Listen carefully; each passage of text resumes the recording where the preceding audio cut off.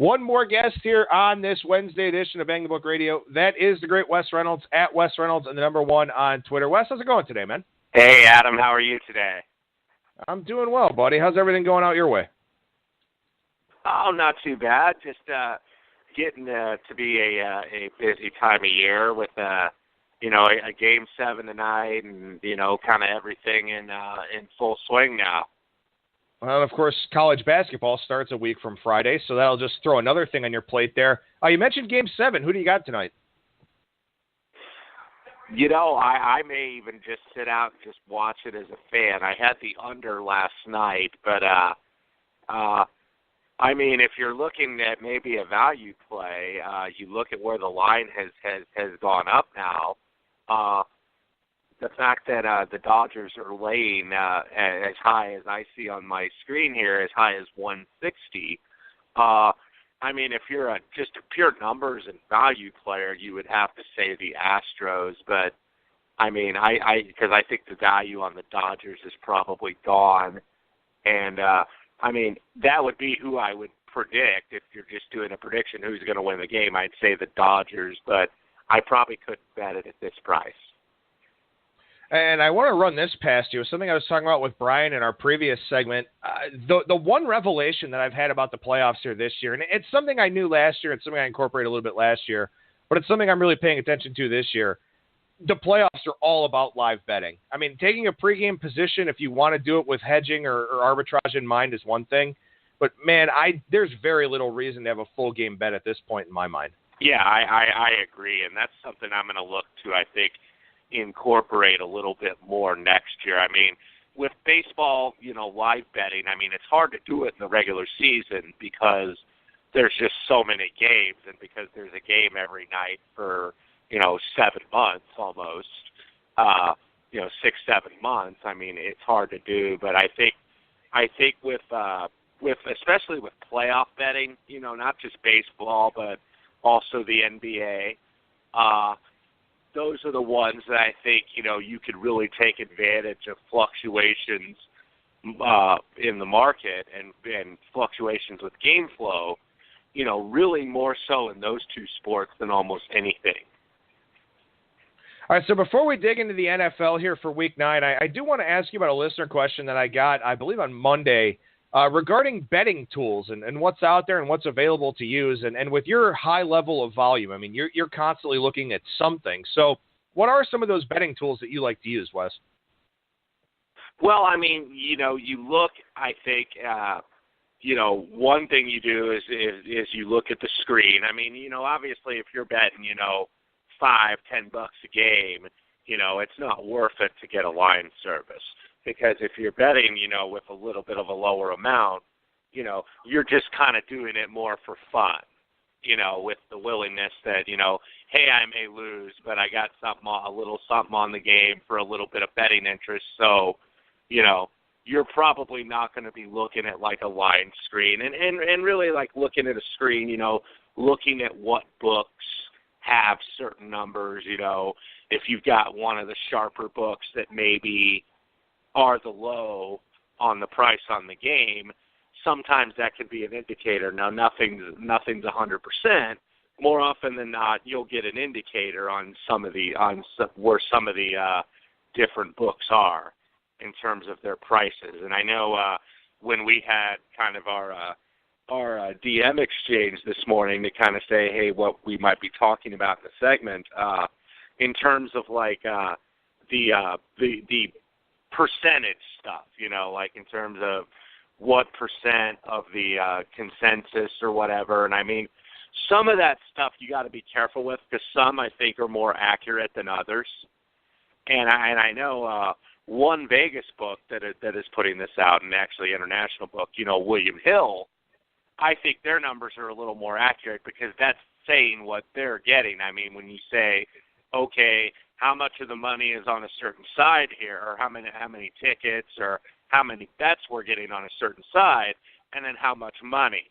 If there's a huge discrepancy where there's an indicator, like let's say, okay, well, this side's getting 52% of the tickets, and the other side's getting 48%, so that's pretty even. But when you've got the 52% of the tickets, or the 48% of the tickets might mean you're getting more money on the other side. We're only getting 48% of the tickets, but we're getting 65% of the money. Usually that's a little bit more of an indicator, and I think, the money bet more so than the bets, than the actual number of tickets or the actual number of bets, is usually a little bit more of an indicator. And, some of these consensus percentages, maybe don't deal with money, maybe just deal with tickets. But that also doesn't mean that the money, I guess, is always right. I mean, because one of the misconceptions out there is that public money can't move a number, and it absolutely can. If the tickets are so overwhelming, I mean, you can't assume that every public bettor is just betting $10 a game. I mean, there are some that I would consider public bettors that probably are betting decent-sized money. Just like I know some sharp bettors that might bet, $50 a game. That's not going to move a number, very much, but their opinion is really good, and that they really know their stuff. So you can't overuse that stuff. I think it's a good tool, but you've got to be kind of careful sometimes reading into that. Yeah, I think what it is, and one of the things that we preach here on this show is having a wide range of perspectives and a wide range of information. That's why we'll talk about the questions that we get for the show. I'll touch on them with pretty much every guest that I have, just so that our listeners can listen to what different people have to say and then decide from there. I mean, look, obviously, prices at different markets are very important. The money wagered, the ticket counts, those things can be factors for you. But really, it's just the fact you have to encompass everything before you make your play. That's the thing that we try to push through to our listeners here and try to hammer home, is that all of this stuff has a purpose. All of this stuff is important. All of it is part of the ultimate handicap, and that includes reading game previews at BangTheBook.com, or reading from other sources, checking out Bill Connolly, checking out some of the other modelers that are out there. All of this stuff is important. Some of it's opinion-based, some of it is numbers-based, some of it is fact-based, some of it is trend-based, but all of that stuff has a purpose, has some value out there. It's all a matter of how you choose to weigh it and how you eventually get to your final decision. Yeah, absolutely. I mean, I think you got to try to, incorporate a little bit of everything. I mean, especially, when you're looking at like market indicators, oftentimes what you'll see, with a lot of these books, where, most of the market that we focus on is obviously full game, sides, and totals. But sometimes you won't see you'll see indicators, maybe not so much in that market, but where you'll see indicators in like the first halves or the first quarters or something like that, where, because they are books, I mean, it's just common sense that they're probably taking less bets on quarters and halves than they are really full or first periods or first innings. They're taking less bets on those than they probably are on full game stuff. So sometimes books may not move the number. They may not adjust accordingly in some of these NFL totals. I mean, and I'm using NFL totals as an example. You're seeing maybe that you'll see the adjustment on the full game total, but you might not see it adjust as much on the first half total. So, that's just stuff to look at. And I mean, and then you want to look at your general information. I mean, some people are more market handicappers, some people are more fundamental, some people are more situational, and look at that stuff. And I mean, like when people dismiss trends, and I'm not really necessarily a trend player, but I don't want to dismiss it as information.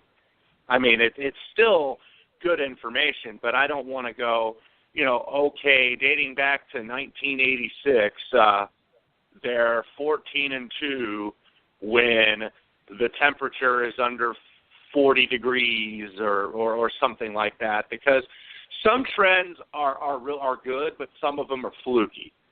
Some of them are kind of like, and especially if you go back a long time, coaches change all the time. Offensive systems change, defenses change, philosophies change. So, you can't be over-reliant on the trends, but you don't want to necessarily dismiss them just right offhand. All right, let's apply some of these concepts here to Week 9 of the NFL. We'll start with the Thursday night game between the Buffalo Bills and the New York Jets. Last week, a lot of sharp money came in on the Oakland Raiders against Buffalo, so people kind of expecting some Buffalo Bills regression here, and I certainly can't blame them for that because you look at the Bills, and offensively, it's not a particularly strong team, but they're doing very well at limiting turnovers and creating takeaways. So from a turnover margin standpoint, they're up there among the league leaders. But people were looking to play against that last week. I can't really fault that, but if turnovers played a big role in that game, Raiders had 5, but still lost that game by 20. So that gives you an idea of how the turnover battle went in that one. So not really a big surprise here to see almost all the 3.5s gone on the New York Jets side. Market pretty much +3. You've got varying juice out there, as you normally do on a key number. Wes, what do you see from this game? Well, you look at the Bills, the fact that they were making deals, the fact that they were getting rid of Marcel Darius and, pretty active in terms of some moves. I think these guys sense that the Patriots, while still being the favorite in the AFC East, could be very vulnerable. And also realizing that, there's not really a dominant team in the AFC. I mean, certainly the Patriots are still very good. Kansas City's very good. Steelers probably today would be, I think, power rated by most as the best team in the AFC. There's a good shot for them to get into the playoffs this year. And then on the Jets side, when they were 3-2, where it's like, oh, we never thought that the narrative was we never thought the Jets and the Patriots would be the same record. And, and they were really competitive in that game, and they had that call go against them on the fumble near the goal line. I think it was Safarian Jenkins. And they had that call go against them. And they haven't won since, but they haven't really been bad. They've been competitive in every single game. They probably should have won in Miami. They were very competitive against Atlanta. So, I mean, the Jets are losing, which is what I think people projected them to do. But, it's not like they're getting their doors blown off here. And I think that's why you're seeing some respect for the Jets in this betting market, being a short home dog with the 3.5s by and large gone from the board. So, I think you have some uncertainty with these two teams because I think Buffalo, both teams probably have surpassed expectations here. With, because people were thinking, oh, the Jets are going to be the worst team ever. And, all of a sudden they are 3-5. That's not great, but they've been competitive, and then the Bills are right there, even though they're not a team that's really been able to score, with the exception of the last couple weeks. They were able to put up a lot of points on Tampa Bay, and they were able to put up points on the Raiders. So looking at the injuries here. Looks like the Jets are relatively healthy. Wilkerson's going to play. Forte is going to play. Curley, we don't know the benching yet. And they've got a couple guys on defense. They're questionable. Same with the Bills. They've got some offensive line injuries, but it looks like those guys are going to play. So initial lean for me here probably would be to the Jets. Haven't played the game yet. I'm just still trying to kind of figure out what I want to do with this, but not something I've really felt strongly about as of yet. But the Jets would probably be my side because I'm still a little skeptical of how good Buffalo is. Yeah, I certainly am too. I mean, Buffalo's minus half a yard per play here, and they've got a shot to get to 6-2 in this game, and that's not really the yards per play difference that you generally see from a 6-2 team to be that far behind. Also, the Bills plus 14 in turnover margin does lead the league, so I wanted to make sure I corrected that. Now, there is one other thing, and this is, we talk about numbers, we talk about matchups, we talk about X's and O's and all these types of things, and how they're all very important factors in a handicap. There's one other thing, a couple of other things actually about this game. One of them is that Sean Dermott, the Buffalo Bills coach, first-year head coach, short week. we know that's a tough spot for him. But on the Jets side here, something that people may not think as much about is Matt Forte did some pissing and moaning last week after the game. He was complaining about the play selection, wasn't real thrilled about the way that they were throwing the football a lot, and the weather conditions were kind of, sort of up in the air a little bit. But, that was how they were moving the football. And that's how they've moved the football most of the years, that Josh McCown's thrown a lot of short passes. They've gotten guys into space, and, they've done what they've needed to do. But with Forte complaining, this worries me a little bit because the Jets last year, Todd Bowles was on the hot seat, looked like he could have lost his job at several points throughout the season. And part of the reason was because that locker room was just completely toxic. I mean, it was a disaster pretty much at all facets, on the offense and on the defense. So that was a problem for the Jets, and it can be a problem when you face some adversity in a game where guys are at each other's throats, guys are yelling at each other, this and that. Does this Forte thing bother you a little bit? I mean, it kind of does to me. He's been passed on the depth chart by two different guys here. He's a veteran trying to hold on to his career, so this is just a little bit of frustration coming out. But we saw the Jets have problems with this last year, and it really hurt them. Is that a factor for you at all this week? It does bother me, I guess, a little bit, because I think if you're looking at the Jets' kind of body of work so far this season, I actually think Josh McCown's done a pretty solid job quarterbacking and leading this team. And McCown is not a guy that is going to be considered to be a top shelf quarterback. He's kind of been, maybe not a true number one, but not a true number two. He's kind of been a 1.5, kind of a half starter, half backup. But, he's a pretty steady Eddie guy, and, he's a guy that I think probably will have a future in coaching in this league, as an offensive coordinator or maybe eventually a head coach. He's a smart quarterback. And I think he's done a good job with what's kind of around him a little bit on offense. I don't think the Jets really have a lot of necessarily what you would say are dynamic, difference-making offensive players. But, I think he's kind of done a nice job at least keeping the ship steady, keeping them competitive. He hasn't really been a guy that's gotten them beat. I mean, some quarterbacks, they'll get you beat. And he really hasn't been that guy. So, you're a little bit concerned about it, but, I mean, you're hearing this all around the league, too. I mean, you're hearing this with the Pittsburgh Steelers with Martavis Bryant. Well, all of a sudden, you've got Juju Smith-Schuster, and it's kind of like, okay, if you don't like it, you can go away.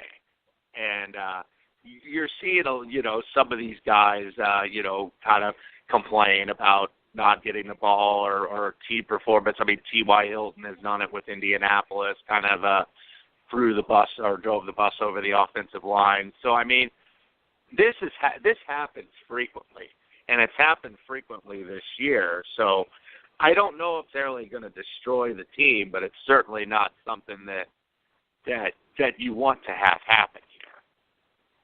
Well, and I was kind of interested in seeing with yesterday's trade deadline if the Jets tried to move that just to try and keep him from upsetting the team too much. But they wound up not doing it. And, someone actually even asked him yesterday after practice if he still wanted to be with the Jets. And he said, yeah, and this is a quote from ESPN.com. Yeah, why not? I'm under contract. I signed here for a reason, to come here and win games and try to help this team go to the playoffs. Why would I jump ship? Well, sounds a little bit different than the guy who was maybe frustrated in this game. So maybe that hatchet has been buried, so to speak, and maybe it's not an issue. But, anytime we see things like this, the Jets don't really have an identity.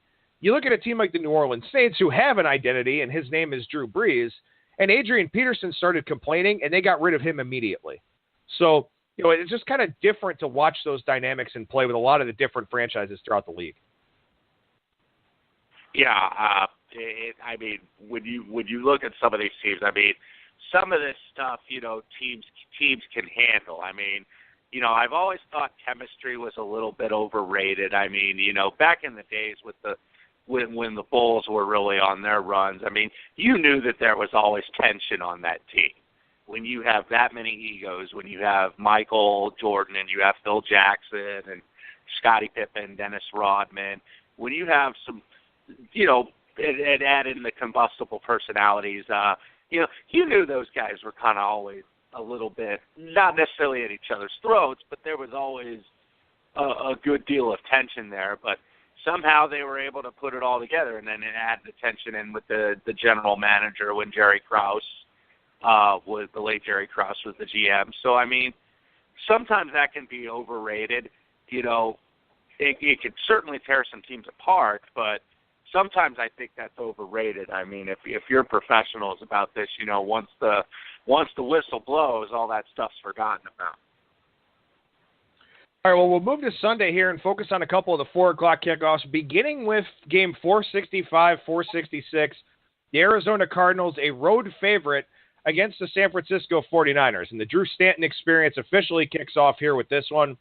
He was just 5-14 in relief in that game in London for 66 yards, no touchdowns and a pick. It's now Drew Stanton's team. The San Francisco 49ers here, grueling, brutal, miserable schedule. They've been beaten 73-20 over the last 2 weeks. This is a team that may just be running on fumes at this point. Got games left to go before them are both at home here. But, Wes, your thoughts on Drew Stanton as a road favorite in a divisional matchup? Yeah, this is a tough game for me right now to get involved with, and I think when you do your super contest segment with Preston, I would predict that this might be one of the lower played games in that super contest because I don't think people are in love with Drew Stanton as a road favorite, and I don't think people really want to take the 49ers. I mean, I know I don't think I do because I thought that they were in a very good spot against Philadelphia last week, who is obviously priced to the moon right now, and off that big divisional win on Monday Night Football and with a short week. And I don't even really think Philadelphia played that great. I just think the 49ers were so bad offensively that they never really had a chance to cover the game. And so, you know, these are two tough teams to get involved with. I mean, if I were to do it, it would probably maybe be tease the 49ers up through the 3 and the 7 because I don't see, you know, Arizona maybe really pulling away from this team. And I mean, this was a close game when Brian Hoyer was the quarterback down at University of Phoenix Stadium, and they went to overtime, and it's probably a game actually San Francisco should have won. So, you know, maybe, I mean, C.J. Beathard, I think, knows he's going to lose the job at quarterback. I mean, they're trading for Jimmy Garoppolo to get him some experience. It's certainly not going to be 8 games because he's not playing Sunday, you know, because it's going to take him a week or two to get up to the speed. I mean, you're just looking at like the Jacoby Brissett situation early in the season with the Colts. So, you know, Garoppolo is probably going to get like 6 games this year, and I think Beathard knows he's going to lose the job. So, you know, but I think he's still playing for a number 2 job. I mean, they've gotten they released Brian Hoyer, so, you know, he knows he probably at least is still going to be the number 2 quarterback, and maybe there's some motivation and a little fire under his butt to kind of play a little bit better here. But I'm certainly not in love with laying Arizona here as a road favorite. I mean, this team could very easily be 1-6. They probably should have lost to Indianapolis. They probably should have lost to the 49ers at home. I mean, this is a team that I think has gotten some breaks, you know, not with the injury bug, but in terms of how the games have played out, that could easily be, you know, really, you know, near the bottom of the league, but are still somehow 3-4. So if I were to play this as of right now, I would probably maybe use the 49ers as a teaser piece with something else on the board. No, that makes a lot of sense, and I'm glad you touched on C.J. Beathard because that was something I wanted to do here is I think that there's 2 ways you can look at this. The first is, okay, the 49ers have admitted through seeing him as a backup and seeing him through a couple games that he's not their guy. And that's not really a big surprise. I mean, Kyle Shanahan wants his quarterback. He wants his guy to build around. And if he thinks Jimmy Garoppolo is that guy, he's going to go to the front office and say, hey, boys, figure out a way to get me this guy. And they did it. So Garoppolo is the guy that Shanahan kind of envisions here for the future. So from that standpoint, you know, for C.J. Beathard, that can be a little bit of a downer. like I said, he knows he's not going to have the job. Now, on the other side, now you look at a C.J. Beathard who can go out there and just play the game. He doesn't have to go out there with expectations. He doesn't have to go out there and try to impress anybody. It's kind of like the second half against Washington, where he can just go out there, play pitch and catch, not worry about the future.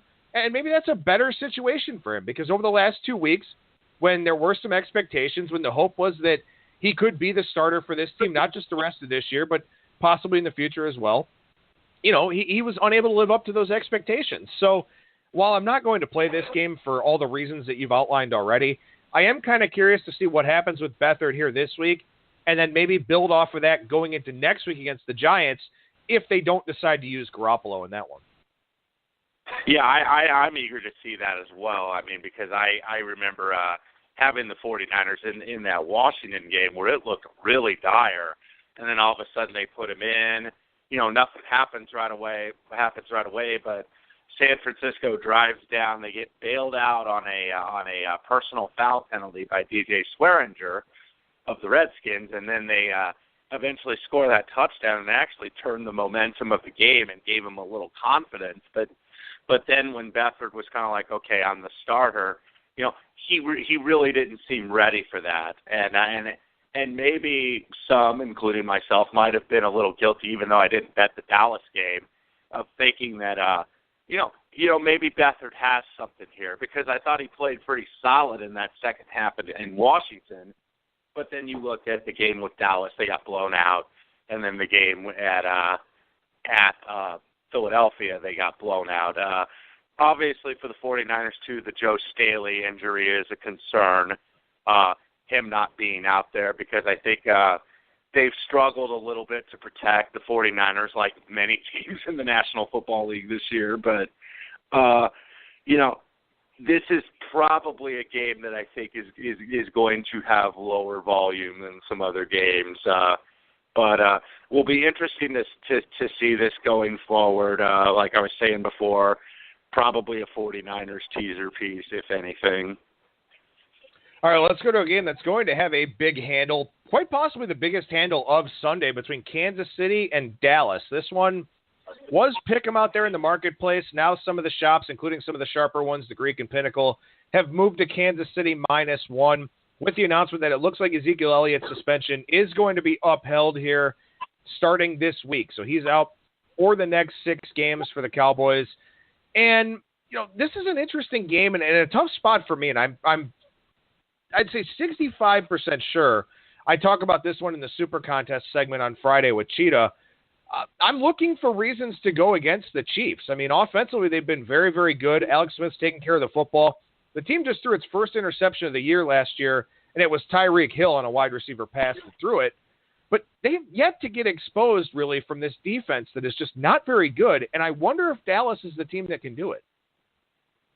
Yeah, I'm kind of in the same boat with you here on this game, because, I think maybe if the Chiefs had not won on Monday and won somewhat convincingly, I mean, they covered a touchdown spread. I mean, I would have maybe liked to look at the Chiefs, because I like looking at them. I mean, I think Andy Reid historically has been a better underdog than he has been a favorite. And, especially on the road. He's got a pretty solid record as a road underdog.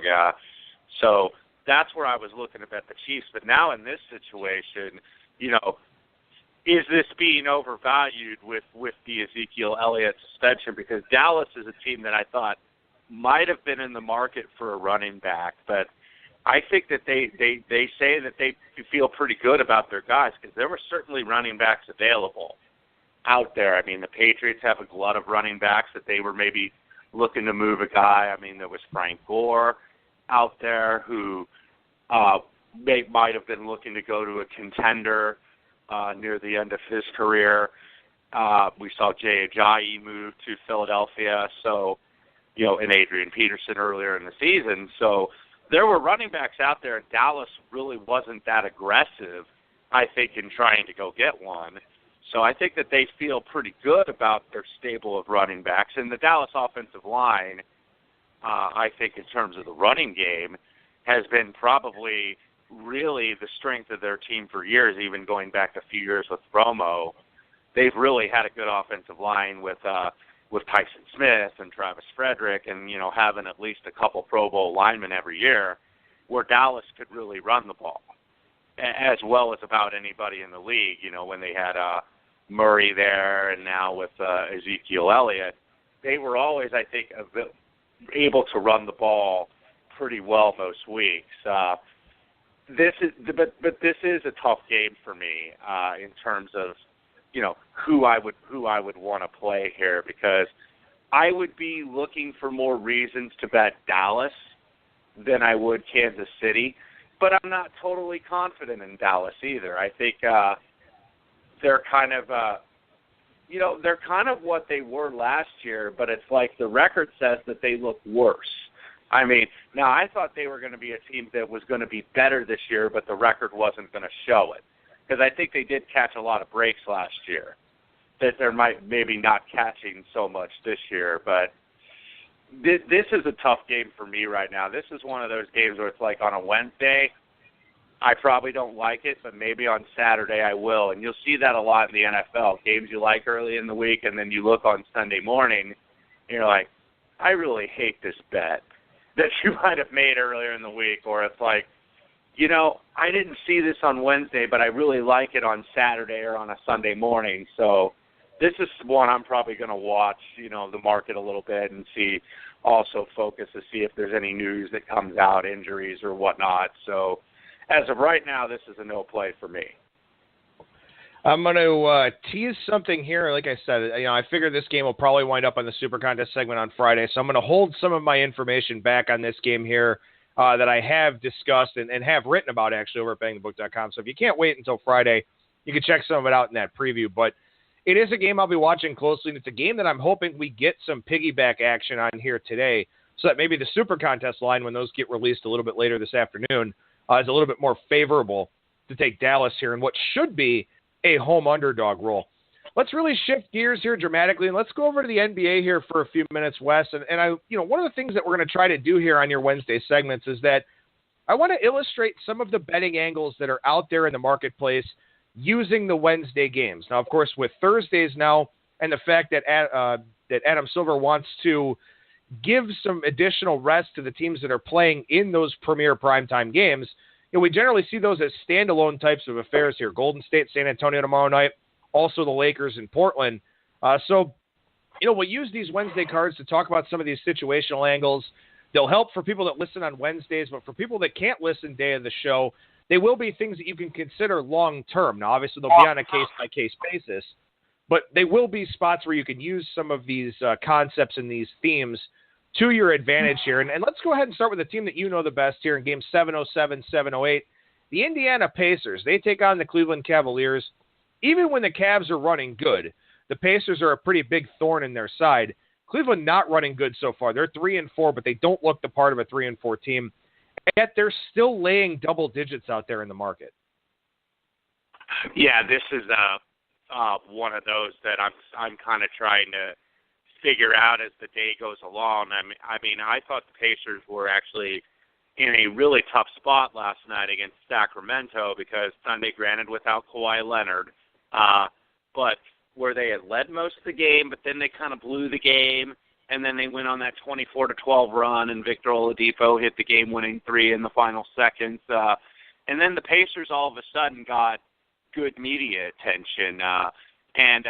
You might see this in Cleveland, but in certain markets, unless they're an overwhelmingly large market like New York or Los Angeles or Chicago, when one team is down, which the Colts are clearly in Indianapolis, people are looking for positives with another pro team, and they're kind of seeing that with the Pacers, being that, okay, maybe these guys aren't going to be as bad as we thought. They're probably not going to be great, but at least they're kind of fun to watch, and they play hard every night.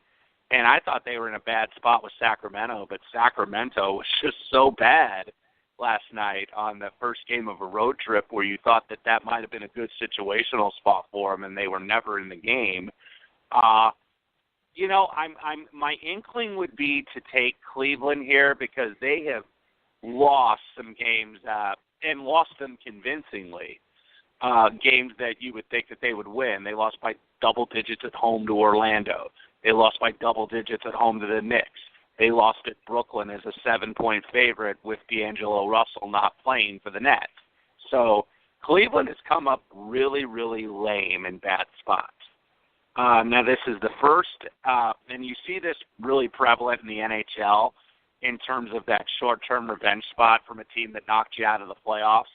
You know, this is that first meeting for the Pacers here to face Cleveland. And granted, there's a lot of new faces on this team, but there's still some guys that were on that team last year that lost to Cleveland in the playoffs, you know, where they lost those, they were swept in the first round, but they lost the 4 games by a combined 16 points.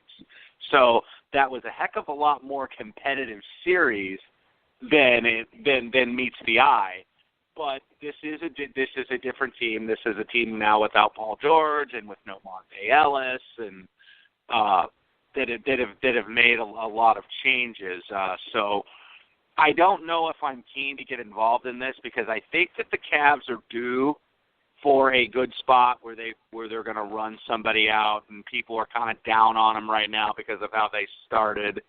But the Pacers are a pesky underdog, and we talked about it last week where I ended up playing Oklahoma City and laying 13 points. Oklahoma City didn't get away from them until probably the final few minutes of the game, and the Pacers are pesky, and you know they're not a team that's going to give in easily. They're not a team that's like, okay, we're down 12 or 15, we're not going to try to make a run. We're just going to play this out and move on to the next game that you'll sometimes see in the NBA.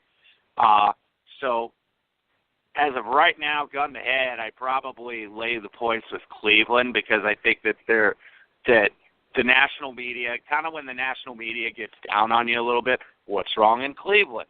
Well, that's when a team kind of comes out fired up and gives a big effort, and then people kind of back away and say, okay, they're going to be fine.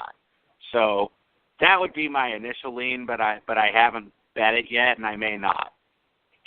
One of the things that's really challenging for me about the NBA market is that you've got this team like Cleveland, and you have some other teams laying big numbers here, the Clippers, who we'll talk about in a few minutes.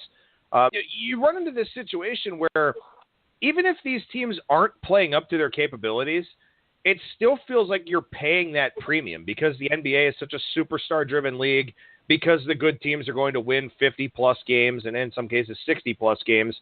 It's like that premium never goes away, no matter how a team is playing. And it feels like that's kind of the spot here for Cleveland. I know Indiana's on a back-to-back, so maybe that was factored into the minus 11 that this game opened. But still, I mean, I look at Cleveland as somebody that doesn't follow the NBA as closely as other markets, and I know what's going on with this team because I'm kind of inundated with the coverage, and I follow some people on Twitter that follow the Cavs really closely.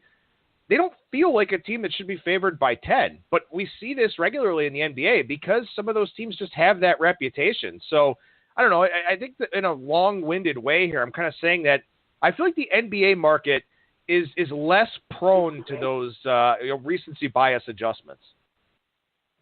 Yeah, I think you're absolutely right.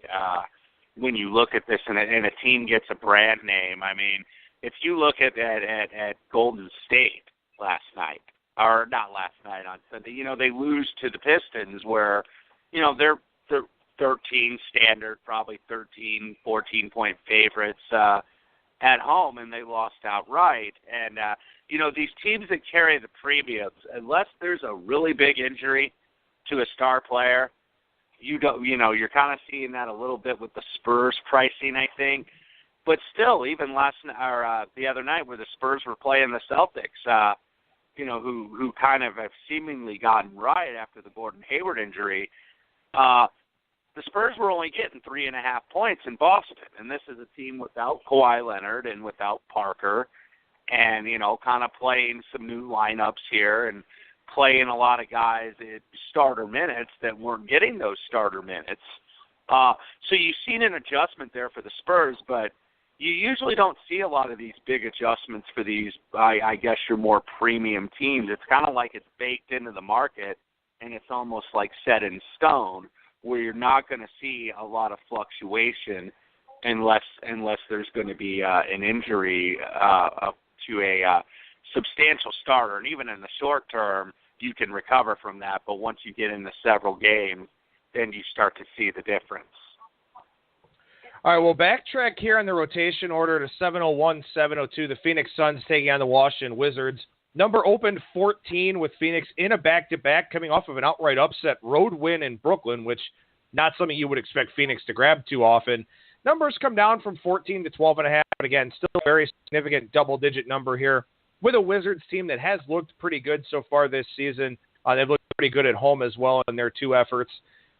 This is a situation you run into a lot in the NBA. You've got a team a long way from home, playing a back-to-back in the midst of a long road trip, and you've got a home favorite of double digits. So what do you tend to do with games like this?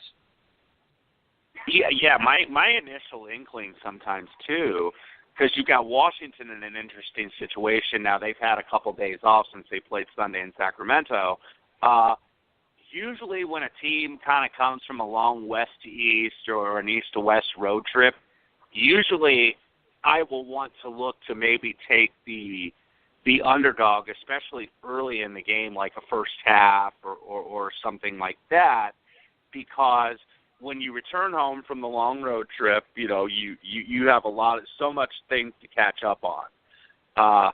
And you see it a lot where it's only 1 day in between. This time they get a little bit of an advantage with 2 days in between, but, you're catching up. When you're on the road, you don't have as much demands on your time. But now when you go home, I got people asking me for tickets for the game, so I got to take care of that. I might have some local media obligations if you do like a show for a radio station, or I've got, obligations to local sponsors, or, I've got to catch up on just day-to-day life, paying bills, talking with a financial advisor, coming back home, if you're married or have a significant other, just going through life, I got to, and now I'm going to take the kids trick-or-treating. And, I mean, you always have something come up when you come off a long road trip and you feel like you've almost got to, catch up on life and kind of catch your breath here. So that's why you sometimes see these teams that are on the road and in the midst of the road trip, kind of trip these teams coming home from their first game off a long road trip. So, initially I would maybe look to the Phoenix side early. I mean, I'm not really in love with this team, even though they've played better since the firing of Earl Watson, and they've kind of gotten back to a little more running, and they're not a great defensive team, but they do have some young talent on the team. So, my initial look would be to go with the Suns, especially early in the game. Maybe you catch Washington flat here, but it's not a game I've bet yet. But it's something I will definitely be monitoring. And I think situational elements are just so important in the NBA, and I don't want to pat myself on the back too hard here, but I write a situational article over at BangTheBook.com every Sunday, and I run through the schedule for the week looking for some of those spots. And there was a spot last night with the Pistons and the Lakers, and this spot could not have set up better because the Pistons beat the Clippers to start their West Coast swing, then knocked off the Warriors. Then you're looking at this game against the Lakers, and Detroit's a 3.5-point favorite here on the road. Number open 4.5. Ideal spot to play the Lakers. Day off in L.A., and that could be a problem for teams. Also, Detroit coming back home to host the Bucks here on Friday night. Ideal situation elements in the NBA are just so good. Yeah, absolutely, and I played that last night myself with the Lakers. I was actually kind of going to be a little bit hesitant because I talked to some friends that got 5, and now it's 4. I'm like, well, do I really want to take 4? And, I eventually did. It eventually moved down to 3. It was a great situational spot for the Lakers last night. And, the Pistons never really threatened. I mean, they could never really get it into single digits. And, you kind of knew that was the spot to lay the egg. Once you've beaten the two playoff teams, the Lakers and the Clippers and the Warriors. And, I mean, you'll see a lot of those situational spots. I mean, there's going to be bad teams that are going to win games.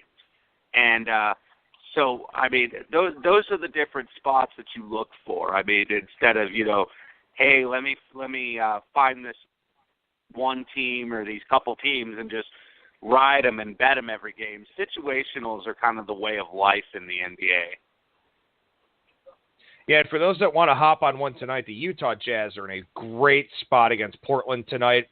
Front end of a back-to-back for Portland. Portland goes home to host the Lakers in one of those TNT games tomorrow night. So it's a great spot to take the Jazz here tonight. Again, these aren't foolproof, but obviously the hope is if you hit enough of these advantageous situational spots throughout the year, you wind up. Wes, one more game I want to look at here. Game 723, 724, the late one on tonight's card. Dallas Mavericks take on the LA Clippers. And, coming into the season with the Clippers, and you kind of wonder, is it the end of an era? Chris Paul, he moves on to Houston. The Clippers still have Blake Griffin. They still have DeAndre Jordan. They still have some guys that can play. But, I mean, Chris Paul, from a value standpoint in the NBA, is easily a top 5 player on both ends of the floor. You combine, what he can do, he's a top 5 guy. So the Clippers don't have him. They're off to a pretty decent start here. And they're laying 10 against the Dallas Mavericks team. It's just really, really bad. 4 NBA teams have won one game this year. Dallas is one of them. So what about a spot like this where, maybe the Clippers are playing over their heads a little bit, but they're taking a bad team where if they play at 85%, they still might cover the number. Yeah, and the Clippers were one of my favorite season win totals, where I took them over 44.5, and they got out to a 4-0 start, where them and the Spurs were the only undefeated teams, and now have since lost each a couple games. They kind of came back to earth a little bit, but I mean, I think the Clippers are still a pretty darn solid defensive team, and they still have some personnel now. The guy Tedesovich. Or Teodosic, I'm going to get it right one of these times that I say it, is out indefinitely, and he was a guy that they were playing. But, I still think they have a core roster, and they have enough talent to be competitive, not to win a championship or anything. But, I think sometimes the market, we've kind of seen that, they've overreacted a little bit, I think, to losing a star player. You were just mentioning Utah, 4-3.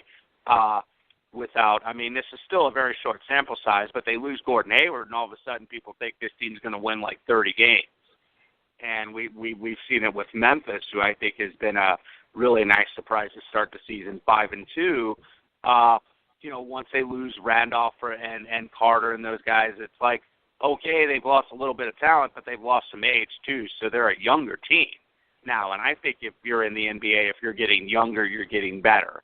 And so I think, we kind of tend to overreact to so many changes within a team. And in the short term, and that's something I've been trying to take advantage of in the marketplace with these teams that people are down on maybe for the season, and maybe they're right long term, but short term, that's where you can still find value. Looking at this game tonight, I don't really want a lot of part of Dallas. I want to see how the Clippers, though, are going to react to losing 2 straight games. This is their first time with some adversity now, with kind of a new team here. Even though you still have the guys, some guys returning.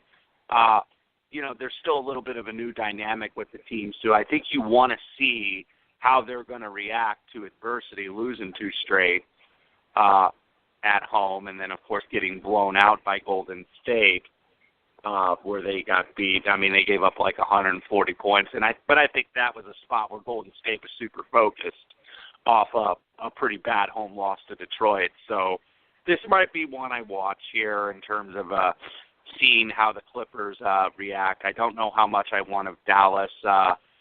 They had a pretty decent-sized lead in Utah on Monday night, and then just absolutely blew it like right away, like 2 or 3 minutes into the second half, when Utah, I think, took a 1-point lead. It was almost like you knew it was over, and they ended up losing by double digits. So, Dallas is really a team you got to pick your spots with in terms of betting them, and I don't know if this is the right spot here.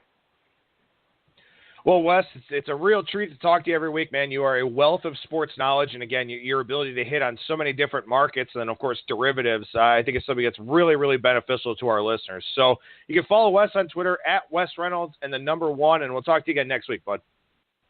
All right, Adam. Always enjoy the time, my man.